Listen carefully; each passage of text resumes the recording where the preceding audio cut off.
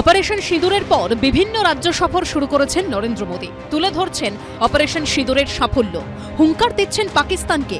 এই আবহেই বৃহস্পতিবার রাজ্যে আসছেন প্রধানমন্ত্রী। আলিপুরদুয়ার প্যারেড গ্রাউন্ডে প্রথমে প্রশাসনিক ও তারপর রাজনৈতিক সভা করবেন তিনি।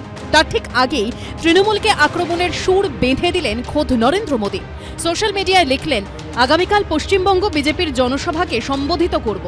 গত এক দশকে এনডিএ সরকারের বিভিন্ন প্রকল্পের ভূয়সী প্রশংসা করেছে পশ্চিমবঙ্গবাসী। একই সঙ্গে তারা তৃণমূলের দুর্নীতিগ্রস্ত ও খারাপ শাসনে ক্লান্ত। মানুষের টাকার হিসাব কেন দেবেন না?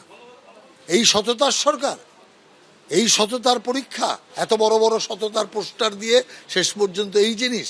অতএব সেই কারণে এই সরকার ঘরে বাইরে দু জায়গাতেই চৌর্যবৃত্তির পরিচয় দিয়েছে। পাল্টা নরেন্দ্র মোদীকে কটাক্ষ করে সোশ্যাল মিডিয়ায় এই পোস্ট করেছে তৃণমূল কংগ্রেস। প্রধানমন্ত্রীকে পরিযায়ী পাখির সঙ্গে তুলনা করে এই পোস্টে তারা লিখেছে, পরিযায়ী পাখি যখন মরশুমি সফরে বাংলায় আসছে তখন একটা সহজ প্রশ্ন উত্তর দিলেই হয়, কেন রাজ্য সরকারের হকের বকেয়া 1,70,000 কোটি টাকা কেন্দ্র সরকার দিচ্ছে না?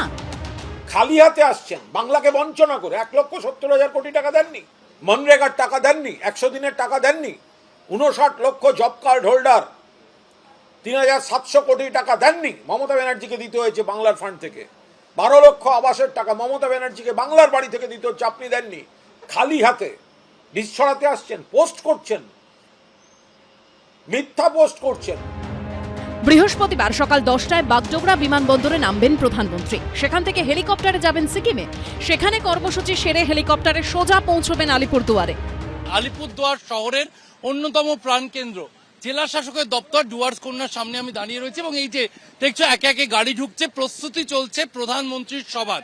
এই যে প্যারেড গ্রাউন্ড, সৈনিকের প্রতিকৃতি রয়েছে, এই মাঠেই কিন্তু প্রধানমন্ত্রীর জনসভা। নিরাপত্তার স্বার্থে আজকে অফিসিয়াল ছাড়া কাউকে মাঠে ঢুকতে দেওয়া হচ্ছে না। আলিপুরদুয়ার প্যারেড গ্রাউন্ডে চলছে মঞ্চ বাঁধার কাজ। দুপুরে আলিপুরদুয়ার প্যারেড গ্রাউন্ডে সিটি গ্যাস সরবরাহ পরিযোজনা প্রকল্পের শিলান্যাস করবেন প্রধানমন্ত্রী। 2:55 থেকে 3:50 পর্যন্ত ওই মাঠেই তাঁর দলীয় জনসভা। এরপর হেলিকপ্টারে চড়ে প্রধানমন্ত্রী যাবেন হাসিমারায়। বিকেল 4:20 হাসিমারা থেকে রওনা দেবেন পাটনার উদ্দেশ্যে।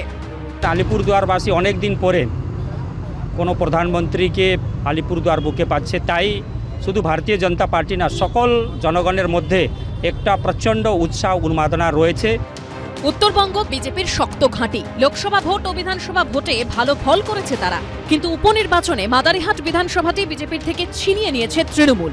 শিবাশিস মৌলিক, অরিন্দম সেন ও আশাবুল হোসেনের রিপোর্ট, এবিপি আনন্দ।